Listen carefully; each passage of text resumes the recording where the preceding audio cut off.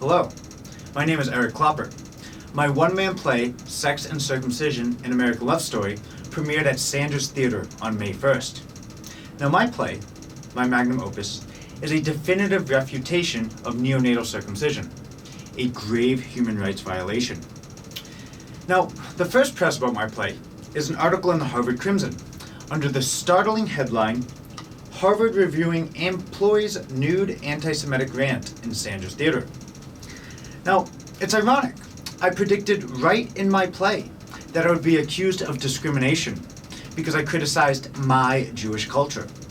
What I did not expect, however, was the charges of anti-Semitism against me, a Jew, would be leveled by two presumably non-Jewish students, Lucy Wang and Michael Z. Now, it's bad enough that, as a Jew, to be accused of anti-Semitism by a fellow Jew. But for non-Jews to brand a Jew as an anti-Semite is not only absurd, but it's an offensive act of cultural appropriation. It is anti-Semitic on its face. Now, the Crimson also stresses that I'm a Harvard employee.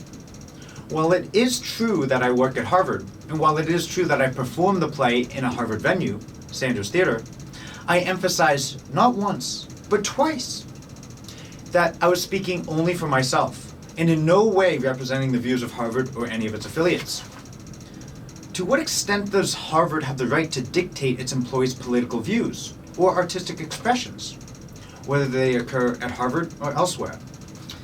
Now, this play was an expression of my Jewish heritage, an expression of my Jewish identity, an expression of my Jewish sexuality. This was my art, and I worked on it for many years. It came from my very soul. Now, Harvard administrators are said to take issue with the nude conclusion of my play. There was nothing in the contract prohibiting nudity. I checked. Because I knew from the beginning that my art contained a nude scene. From day one, all the materials I submitted, including the link on the Harvard box office, the image right here, consisted of nude photographs of me and included an explicit content warning. Then, after I had spent $30,000 of donor funds, about 48 hours before the performance, I received an email from Memorial Hall saying, by the way, nudity is not allowed. Well, it was too late to cancel the show, and nudity was essential to the message, and I never agreed to this censorship. If the authors of this article, or Harvard administrators for that matter, knew anything about art, they would know that nudity is an accepted part of our artistic heritage and culture, dating back from before ancient Greece, all the way to current day in pride parades and other expressions of identity and sexuality. If Michael and Lucy had actually attended my play, like the hundreds of people in Sanders Theater, perhaps they would not have grossly misrepresented my message with decontextualized quotes. If Michael and Lucy had been in Sanders Theater, they might have noticed the prolonged standing ovation I received.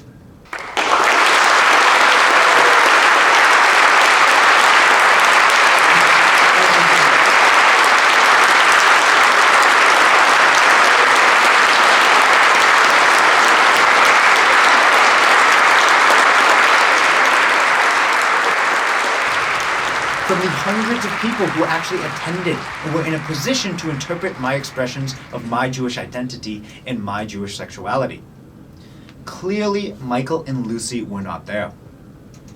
Now, I will be writing a letter to the editor of the Crimson tomorrow, and I hope that the editorial board will publish my side of the story in the name of honest journalism. Thank you.